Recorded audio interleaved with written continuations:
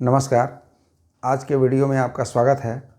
हम लोग पहला आज का मीनिंग है क्रूएल। क्रूएल एडजेक्टिव है, इसका हिंदी होता है क्रूर या निर्दयी। उसके लिए समानार्थक शब्द है ब्रूटल। ब्रूटल का भाई मतलब होता है क्रूर, निर्दयी। सेवेज का मतलब भी जंगली, क्रूर। रूथलेस का मतलब भी क्रूर होता है। रूथलेस का ये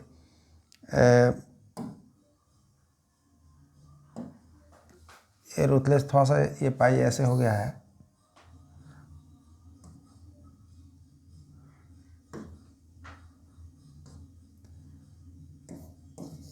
RUTHLESS, रूथलेस। रूथलेस का मतलब क्रूर होता है। इनह्यूमन, HUMANE, ह्यूमन का मतलब काइंड या दयालु होता है। IN लग गया तो उसका उल्टा अर्थ हो गया, मतलब इनह्यूमन का मतलब भी क्रूर। INHUMAN का मतलब भी क्रूर।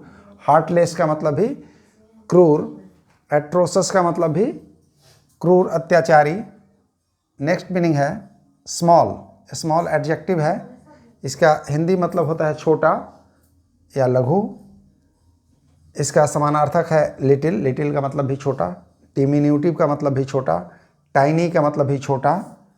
फाइन का मतलब भी छोटा। जैसे कहते हैं कि ये पाउडर है तो बहुत फाइन है। फाइन का मतलब छोटा छोटा उसका कण है। फाइन का मतलब बहुत अच्छा भी होता है। यहाँ इस स्मॉल के संदर्भ में हम उसकी चर्चा कर रहे हैं, तो फाइन का मतलब स्मॉल भी होता है बहुत। स्लाइट का मतलब भी थोड़ा, कम या थोड़ा या छोटा।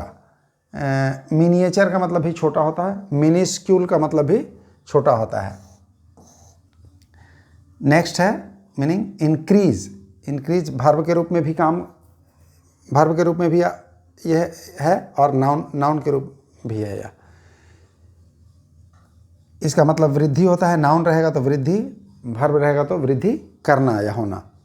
इसका सिनोनिम है ग्रो।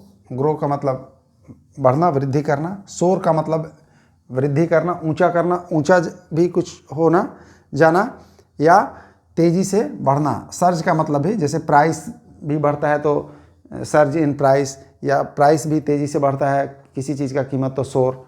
सोर का मतलब बढ़ना, इंक्रीज मतलब बढ़ना। बिकम और make greater in size, amount और नंबर। इसका मतलब होता है इंक्रीज का मतलब एक और मीनिंग होता है कि आकार में, मात्रा में या संख्या में बढ़ना। इंक्रीज का मतलब कि संख्या भी बढ़ेगा उसके लिए भी इंक्रीज शब्द आएगा, मात्रा भी बढ़ेगा उसके लिए भी इंक्रीज शब्द आएगा, और साइज यानी आकार भी बढ़ेगा तो उसका बढ़ना उसका अर्थ होगा। स्नोबॉल का मतलब भी बढ़ना होता है, वर्ब है ये भी। नेक्स्ट मीनिंग है डेंजर। डेंजर नाउन है, इसका हिंदी होता है खतरा। इसके लिए शब्द है रिस्क। रिस्क का मतलब भी खतरा। जियोपर्डी का मतलब भी खतरा। ट्रबल का मतलब भी खतरा। पेरिल का मतलब भी खतरा। थ्रेट का मतलब भी खतरा। वल्नरेबिलिटी का मतलब भी जो खतरा को जो ससेप्टेबल टू डेंजर हो, मतलब कि उसका खतरा पर प्रभाव हो, वल्नरेबिलिटी का मतलब। सीली नेक्स्ट मीनिंग है। सीली एडजेक्टिव है। एडजेक्टिव का ये सिली का मतलब होता है मूर्ख। उसके लिए अंग्रेजी का शब्द है समानार्थक स्टूपिड। अनवाइज, वाइज का मतलब बुद्धिमान, उसका अन लग गया तो उल्टा हो जाएगा, अन पहले उसमें लगा है तो। फुलिश का मतलब भी मूर्ख होता है। सेंसलेस, सेंसलेस का मतलब भी मूर्ख भी। सेंसलेस ऐसे अचेत को भी कहते हैं, लेकिन यहाँ पर हम चूँकि पहले बता चुके हैं कि एक शब्द का बहुत सारा मीनिंग होता है, तो इसके लिए यहाँ सिली के लिए सेंसलेस भी इसका समानार्थक होता है। सीली मिस्टेक, जैसे उदाहरण के लिए सीली मिस्टेक। ट्रिवियल का मतलब तुच्छ होता है या छोटा, तो तुच्छ ही कहेंगे जो अमहत्वपूर्ण हो, तो सीली मिस्टेक मतलब छोटी गलती। सीली मिस्टेक का मतलब ट्रिवियल मिस्टेक मतलब छोटी गलती। सीली का मतलब यहाँ छोटा के संदर्भ में भी आता है। वाइज या अनइम्पॉर्टेंट हुआ, सीली मिस्टेक मतलब छोटा मोटा गलती। वाइज नेक्स्ट शब्द है, वाइज एडजेक्टिव है, इसका हिंदी होता है बुद्धिमान। सेज है उसके लिए, सेज का मतलब भी बुद्धिमान। सैगेसस का मतलब भी बुद्धिमान। इंटेलिजेंट का मतलब भी बुद्धिमान। लर्नेड का मतलब भी बुद्धिमान या विद्वान। नॉलेजेबल का मतलब भी जिसको बहुत जानकारी हो, बुद्धिमान। श्रूड, श्रूड का मतलब भी बुद्धिमान।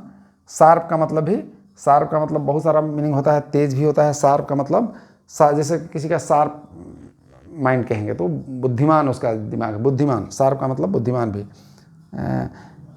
हम किसी को कहते हैं कि वो बहुत शार्प है तो मतलब वो बुद्धिमान है। सैपियन का मतलब भी बुद्धिमान। जैसे होमोसैपियन आदमी को कहते हैं, आदमी का जो अभी प्रजाति है, तो मतलब बुद्धिमान मानव। तो सैपियन का मतलब ही बुद्धिमान। नेक्स्ट मीनिंग हम देखेंगे एस्केयर्स। एडजेक्टिव है जो दुर्लभ हो, कम हो या अल्प हो।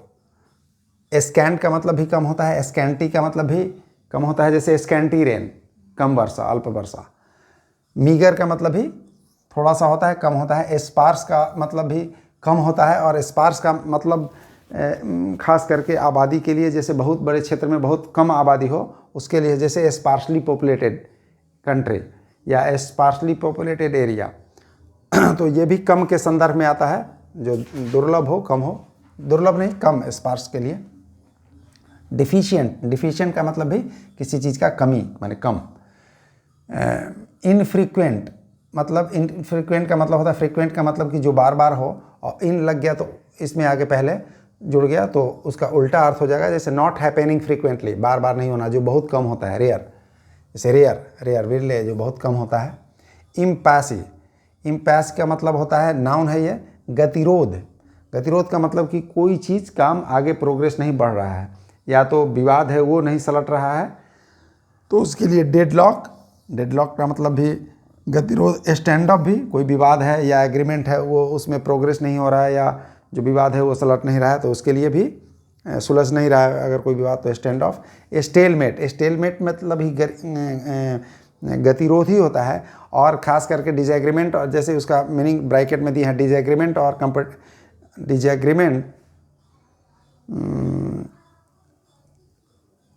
डिसएग्रीमेंट इन, यहाँ इन नहीं, और नहीं लिखना चाहिए था,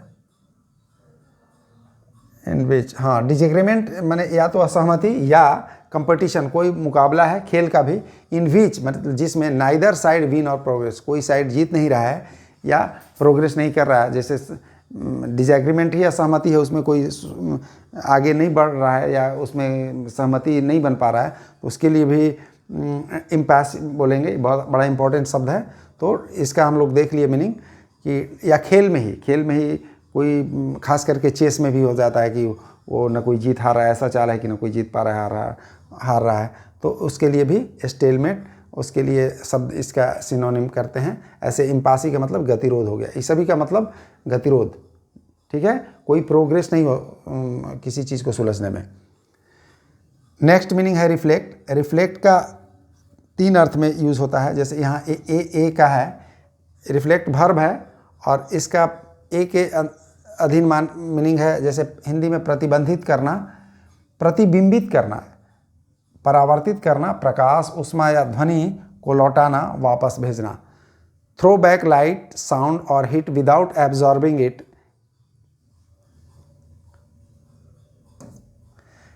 return, send back, mirror. Mirror का मतलब भी जो दर्पण है हम देखते हैं, और रिफ्लेक्ट करना, ये वर्ब के रूप में भी मिरर यूज़ होता है। ये बड़ा इंपॉर्टेंट है, ये पूछता भी है सिनोनिम इंटोनिम के रूप में।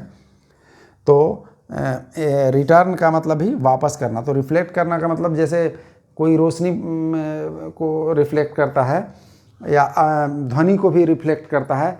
कोई बोलता है और वहाँ से किसी वस्तु से टकरा के, किसी सरफेस से टकरा करके वापस आता है, तो उसको लौट जाता है, उसको रिफ्लेक्ट, उसके लिए शब्द इस्तेमाल होता है। सेंड बैक मतलब वापस भेजना, रिटर्न इसका सिनोनिम है समानार्थक, रिटर्न भी। मिरर का मतलब ही बताया कि रिफ्लेक्ट करना, वापस लौटाना। थ्रो बैक लाइट, प्रकाश को वापस भेजना। साउंड और हीट, इसको परावर्तित शब्द भी इसके लिए लिखते हैं। परावर्तित करना, रिफ्लेक्ट का मतलब परावर्तित, हाँ ये लिखा हुआ है, परावर्तित करना मतलब लौटाना। दूसरा मीनिंग है, बी के अधीन हम लिखे हैं, बी को दे करके ब्रैकेट में, to show or be a sign of something or somebody. ये समबडीज है, एस बी ऐसे एपोस्ट्रोफी दे के एस लिखा हुआ है, समबडीज आदमी के लिए वो शॉर्ट लिखा हुआ है।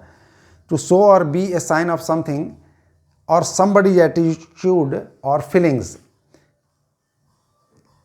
किसी का व्यवहार या बर्ताव को जो दिखाए इसके भी रिफ्लेक्ट करेंगे। जैसे उनका जो ये व्यवहार है ये रिफ्लेक्ट करता है कि वो एरोगेंट हैं, मतलब कि वो बताता है, शो करता है। ठीक है, रिफ्लेक्ट का मतलब किसी का व्यवहार और भावना को भी जो बताए उसको भी रिफ्लेक्ट करना कहते हैं। भर्ब के रूप में ये दूसरा मीनिंग हुआ। जैसे इंडिकेट करना, सूचित करना, शो मतलब दिखाना, डिस्प्ले करना, एग्जिबिट का मतलब भी दिखाना कोई चीज़, मैनिफेस्ट का मतलब भी दिखाना, स्पष्ट होना, कोई चीज़ दिखाई पड़ना। तो रिफ्लेक्ट का मतलब ये भी मीनिंग होता है। तीसरा meaning, to think carefully and deeply about something. Reflect का मतलब किसी चीज़ के बारे में गंभीरता से चिंतन करना भी होता है। किसी चीज़ के बारे में सावधानीपूर्वक और गंभीरता से सोचना, उसको भी रिफ्लेक्ट करते हैं। किसी चीज़ पे आप चिंतन कर रहे हैं, सोच रहे हैं गंभीरता से, उसके लिए शब्द है समानार्थक, ये फ्रेजल वर्ब हुआ। Think about, give thought to, किसी चीज़ पे विचार करना। कंसीडर का मतलब ही किसी चीज़ पे विचार करना, चिंतन करना। मल ओवर का मतलब ही विचार करना होता है, किसी चीज़ पर गंभीरतापूर्वक सोचना। और मल ओवर का मतलब भी, कॉन्टेम्पलेट का मतलब भी विचार करना, सोचना। और मेडिटेट का मतलब भी चिंतन करना होता है, किसी चीज़ के बारे में गंभीरता से सोचना। अब नेक्स्ट है कंसीडर।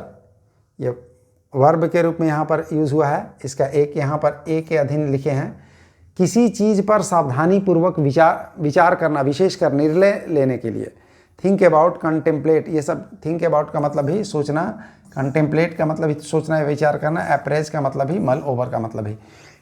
पीछे वाले मीनिंग में भी हम देखे थे, रिफ्लेक्ट का मतलब भी सिनोनिम, तो पहले ही आपको बताएं कि सिनोनिम का मतलब ये नहीं होता है कि या इतना लिख दिए तो इतना ही होगा।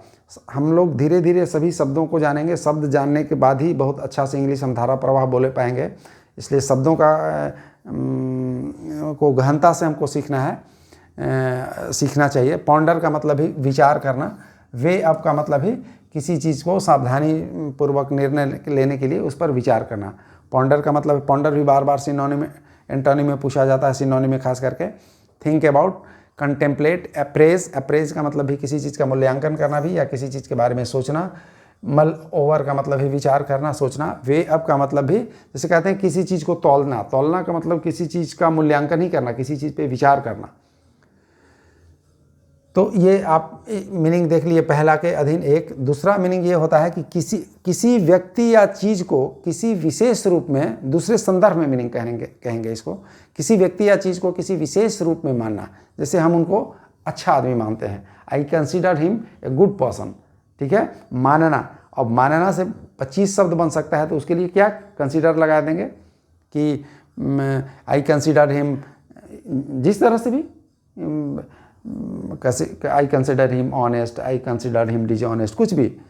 मानना माने किसी खास रूप में उनके बारे में सोचना। टू थिंक ऑफ समबडी या समथिंग, किसी चीज़ के बारे में भी, इन ए पार्टिकुलर वे, खास तरीके से किसी के बारे में।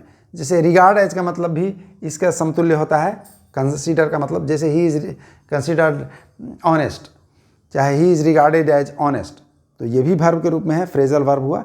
डीम का मतलब भी मालूम पड़ना या उस तरह का लगना। ठीक है, डीम का मतलब ऐसा, DEEM। और DIM, डीम का मतलब होता है धुंधला। जैसे डीम संभावना, किसी चीज़ का मैच ही जीतने का संभावना डीम है, या रोशनी डीम है, धुंधला है। तो DEEM ध्यान रखने की ज़रूरत है। डीम का मतलब कोई सी चीज़ को किसी खास तरह के मालूम पड़ना।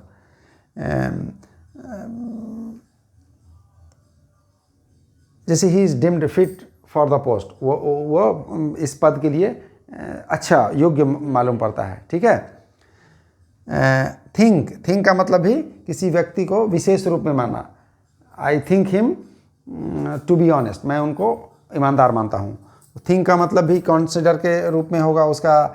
एडजज का मतलब भी किसी चीज़ को, किसी के बारे में अपना विचार बनाना, कि विशेष रूप से मानना कि ये ऐसा है, या चीज़ के बारे में। चीज़ का मतलब, थिंग का बारे में आप समझिए, थिंग का मतलब एवरीथिंग। चीज़ का मतलब केवल वस्तु नहीं, वो अब्स्ट्रैक्ट है, एब्स्ट्रैक्ट भी हो सकता है, फिजिकल भी हो सकता है। थिंग का मतलब एवरीथिंग, जिसके बारे में आप देखते हैं या जिस चीज़ के बारे में सोच सकते हैं। थिंग एक बहुत बड़ा इंपॉर्टेंट शब्द है और व्यापक उसका अर्थ होता है। तो एडजज करना मतलब आदमी के को भी he is judged as the best player in cricket world. Cricket की दुनिया में उन्हें सबसे अच्छा माना जाता है।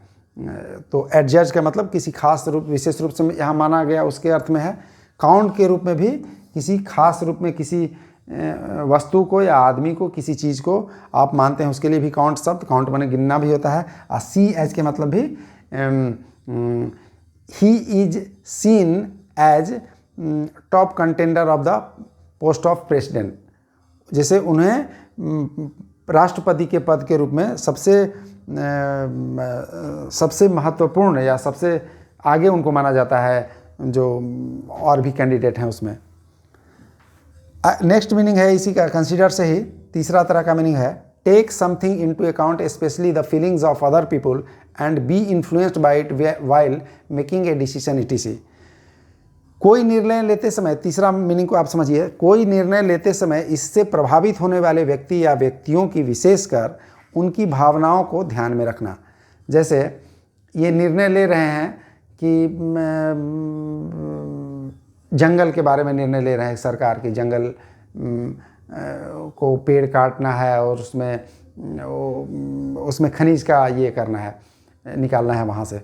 तो वहाँ पे जैसे जो भी लोग रहते हैं उनकी भावनाओं को भी, जैसे कहेंगे कि उनका भी ट्राइबल या जो भी आदमी रह रहे हैं जंगल में, उनका भी कंसीडर करना है, मतलब उनको, उनकी भी भावनाओं का ख्याल करना है। टेक इनटू अकाउंट का मतलब होता है किसी चीज़ को ध्यान में रखना, किसी चीज़ पर विचार करना। तो ये आज का ये मीनिंग है।